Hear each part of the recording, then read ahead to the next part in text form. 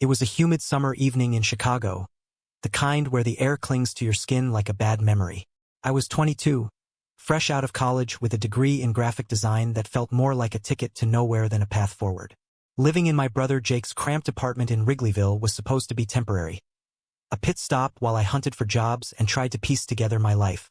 Jake, 5 years older and built like a linebacker from his high school football days, was the golden child. Steady job in finance, girlfriend who looked like she stepped out of a magazine, and a circle of friends who treated life like one endless tailgate party. Ryan was one of those friends. He'd been Jake's roommate back in college at Northwestern, and even though they didn't see each other as much anymore, Ryan still swung by for Bears games or to crash on the couch after a night out. He was 30, with that effortless charm that made heads turn. Tall, broad-shouldered, with sun-kissed blonde hair and green eyes that sparkled like Lake Michigan on a clear day. I'd always noticed him, of course. How could I not? But I kept my distance, burying my crush under layers of sarcasm and feigned indifference. Being gay in a family like mine wasn't exactly a banner I waved proudly. My parents back in the suburbs of Naperville were the type who voted conservative and attended church every Sunday, whispering about those people over potluck dinners. That night, Jake was out with his girlfriend, Sarah, celebrating some anniversary or whatever. I was alone, sketching logos on my laptop in the living room, when the doorbell buzzed. Ryan stood there, drenched from a sudden downpour, holding a six-pack of craft beer and wearing that lopsided grin that always made my stomach flip. "Hey, kid," he said, shaking water from his hair like a golden retriever. "Jake around?" He said we could watch the Cubs game. I rolled my eyes, trying to play it cool. "He's out with Sarah. Probably won't be back till late. You can wait if you want, but the game's already in the 7th inning." Ryan shrugged and stepped inside, kicking off his sneakers. "Mind if I crash here? My place is across town, and this rain's biblical." I hesitated, my pulse quickening. "Sure, whatever. Couch is yours." We settled in, beers in hand, the TV flickering with the game. Ryan sprawled out, his long legs stretching across the coffee table, and I sat rigidly on the armchair, pretending to focus on the screen. But small talk turned into real conversation, about his job as a marketing exec, my stalled career, our shared love for indie bands from the 90s. He laughed at my jokes, really laughed, and for the first time I felt seen. Not as Jake's little brother, but as David. As the game ended with a Cubs win, the rain hammered harder against the windows. Ryan set his empty bottle down and looked at me, his expression shifting from casual to something intense. "David, you ever feel like life's just passing you by? Like you're waiting for something to happen?" I swallowed hard, my throat dry. "All the time." He leaned forward, his voice dropping. "Me too. And tonight, I don't want to wait anymore." Before I could process, he was across the room, his hand on my knee, his lips inches from mine. "Stay with me tonight," he whispered, his breath warm against my skin. "Not on the couch. In Jake's room. He won't be back." My world tilted. This was Ryan, straight as an arrow Ryan, Jake's best friend. But the way he looked at me, hungry and vulnerable, shattered every assumption. I nodded, heart racing, and he pulled me into a kiss that tasted like beer and forbidden fire. We stumbled to the bedroom, clothes shedding like old skins. His touch was electric, exploring with a gentleness that belied his size. For the first time I felt alive, desired. We moved together in the dim light, whispers turning to moans, bodies entwining in a dance of discovery. Ryan's hands traced my scars, from a childhood bike accident, from emotional wounds I never spoke of, and he kissed them like they were sacred. As we lay tangled in sheets afterward, sweat cooling on our skin, he held me close. "I've wanted this for years," he confessed, his voice thick with emotion. "Since the first time I saw you at Jake's graduation party. But I was scared. Still am." I traced circles on his chest, my mind reeling. "What about Jake? What if he finds out?" "He won't," Ryan murmured, kissing my forehead. "This is just us." But even then, in the afterglow, a seed of doubt planted itself. Ryan's phone buzzed on the nightstand, a text from someone named Mia. He glanced at it and silenced it, but I caught the name. Who was she? A friend? More? Morning came with sunlight streaming through blinds, and Ryan was gone. A note on the pillow. Last night was incredible. Talk soon. R. I smiled, but the doubt lingered. Little did I know, that night was the spark to a fire that would consume everything. Over the next weeks, our secret blossomed. Stolen moments in coffee shops on Michigan Avenue, late-night drives along Lakeshore Drive, where we'd park and talk for hours. Ryan opened up about his past, a conservative upbringing in Texas, where being bi was a sin unspoken. He dated women to fit in, but with me, he said, it felt real. I fell hard, my sketches now filled with his face, my days brighter, but cracks appeared. Ryan canceled plans last minute, citing work. Once, I saw him with a woman at a bar in Lincoln Park. Laughing, her hand on his arm. He swore she was a colleague, but jealousy gnawed at me. Then the betrayal hit like a freight train. Jake hosted a barbecue at his place, friends and family milling about. Ryan was there, arm around a stunning brunette, Mia, from the text. Everyone, meet my fiancée, he announced, beaming. My world shattered. Fiancé? I excused myself to the bathroom, splashing water on my face to hide the tears. How could he? We'd shared souls, bodies, and now this? Confronting him later in the alley behind the building, Ryan's face crumpled. David, it's not what you think. My family's pressuring me. Mia's safe. But you're everything. Everything. I spat, voice breaking. Then why hide me? Why propose to her? He reached for me, but I pulled away. I love you, he whispered, but I can't lose everything. That night, I packed my bags, leaving a note for Jake. Need space. Heading to New York for job interviews. As I boarded the train at Union Station, Chicago fading behind me, I wondered if love was worth the pain. But deep down, I knew Ryan had awakened something in me. A courage to live authentically, even if it meant alone. New York hit me like a whirlwind, hustle, noise, anonymity. I crashed with a college friend in Brooklyn, pounding pavements for design gigs while nursing a broken heart. Ryan's texts flooded my phone. I'm sorry. Miss you. Please call. I ignored them, deleting voicemails that sounded increasingly desperate. But memories haunted me. That first night, his laugh echoing in Jake's apartment. Walks in Grant Park, hands brushing accidentally on purpose. The way he'd whisper, "You're beautiful," in the dark, making me believe it. Jake called too, worried. What happened, bro? You just vanished. Needed a change. I lied. Chicago felt small. He bought it, but I sensed suspicion. Ryan was his best friend. If he pieced it together.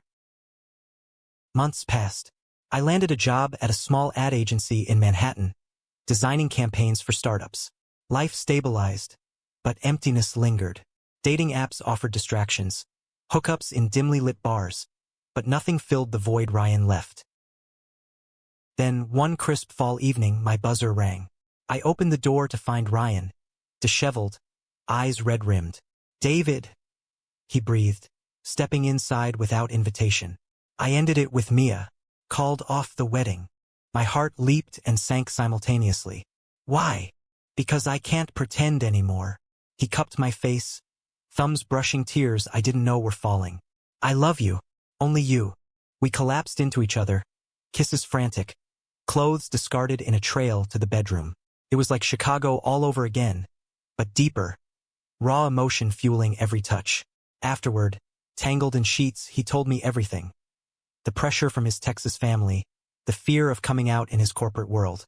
Mia was a childhood friend, a convenient cover, but he'd realized the lie was killing him. I quit my job, he said, starting over here in New York. With you, if you'll have me. I wanted to say yes, but doubt whispered. What about Jake? Your friends. I'll tell them, starting with Jake. He did. A tense phone call, Jake's shock palpable even from afar. You're with my brother? Ryan, what the hell? But Jake, to his credit, listened.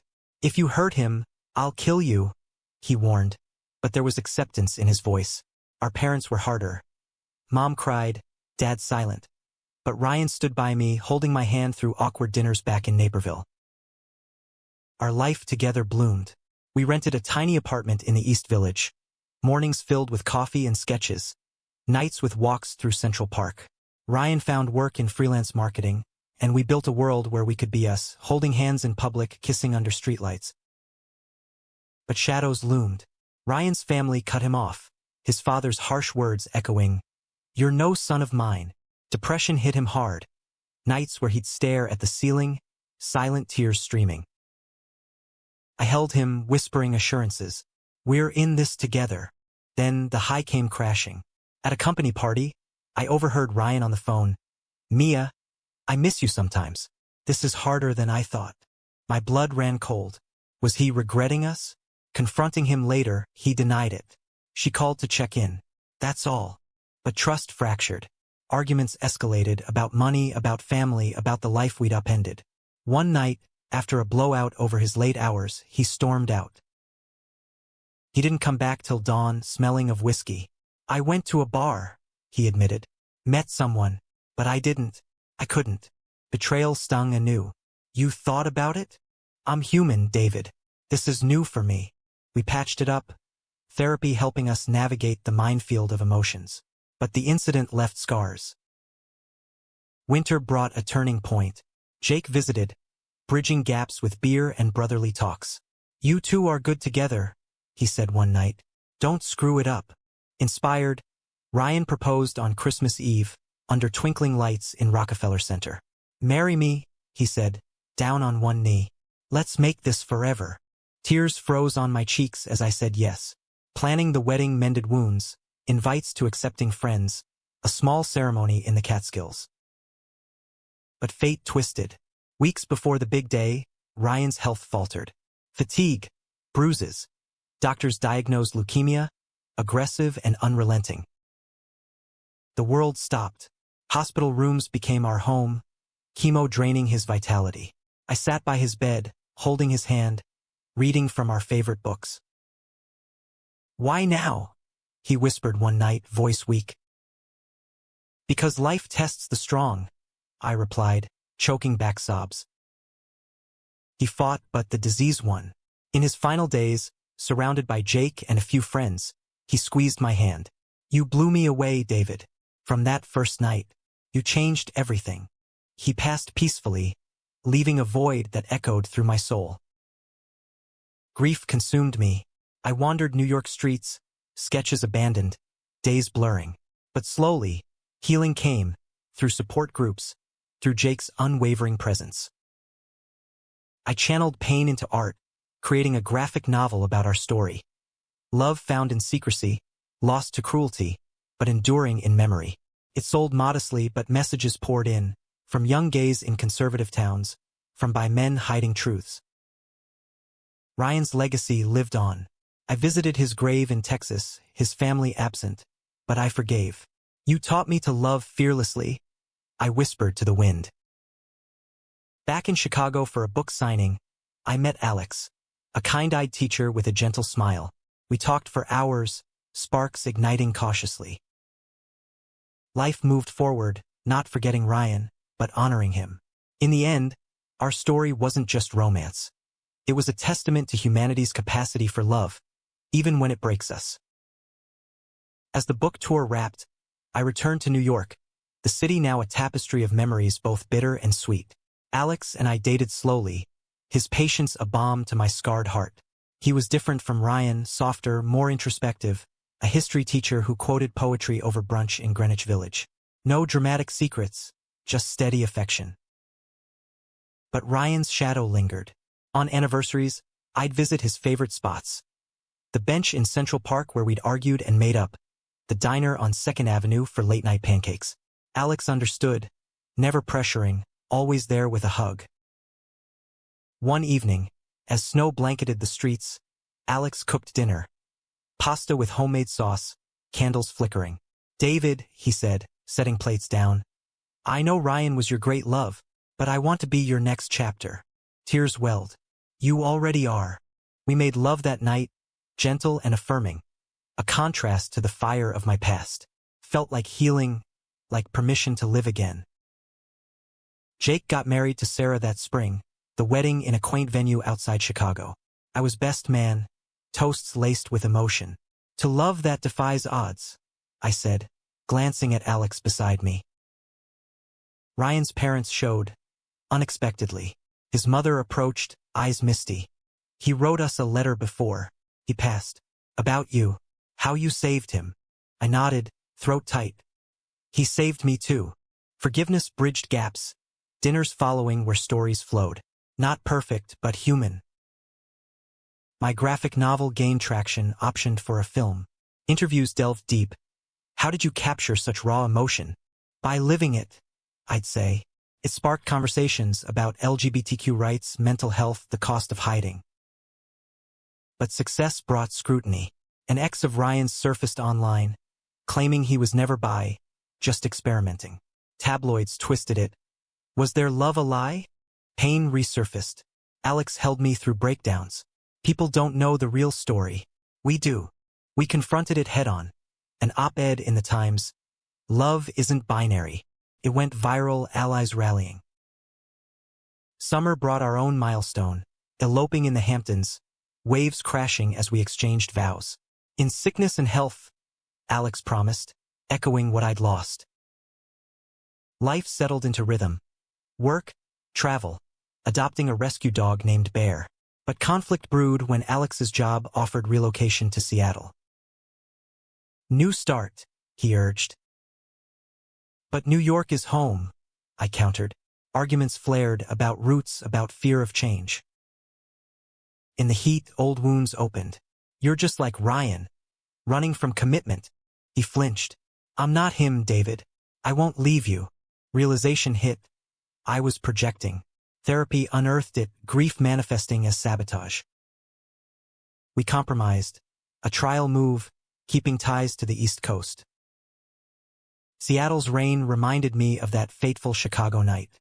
We hiked Mount Rainier, built a home with views of Puget Sound. My art evolved, incorporating Pacific Northwest vibes. Years passed.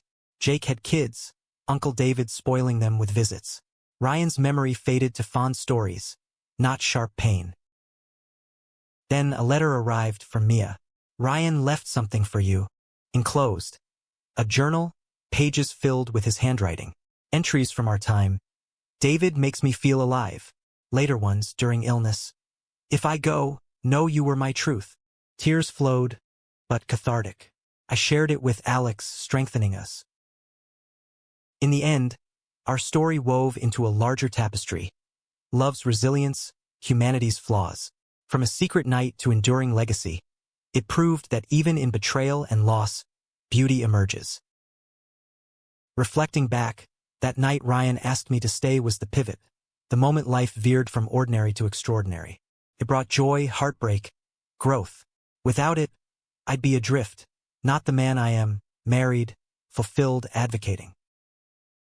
Alex and I celebrated 10 years with a trip to Chicago, walking familiar streets. At Jake's old apartment, now a family home, we laughed over beers. You two started something big, Jake said, raising a glass. Indeed, my novel inspired a foundation, supporting LGBTQ youth in conservative areas. Ryan's name on it, his spirit guiding. Challenges persisted. Alex's health scare, a minor heart issue, echoed past fears, but we faced it together, stronger. Parenthood came via adoption. Twin boys, energy boundless. Teaching them love spectrum, watching them play in our backyard. Betrayals? Life's inevitable. A friend outed a colleague, we rallied support, but our bond held, forged in fire. As I aged, sketches turned to mentorship, guiding young artists. Alex retired, writing memoirs. One evening, on our porch overlooking the Sound, Alex took my hand. What happened next blew me away, he teased, echoing the title I'd given our story. I smiled. Me too. In quiet moments, I felt Ryan's presence. A gentle wind, a familiar song. Not jealousy, but gratitude. Our tale wasn't fairy tale perfect. It had storms, betrayals, losses. But it was real, human, laced with romance that deepened through trials. To those reading, love boldly. It may shatter you, but it rebuilds stronger. And so, in America's vast landscape, from Chicago's towers to Seattle's mists, our story endures, a beacon of hope.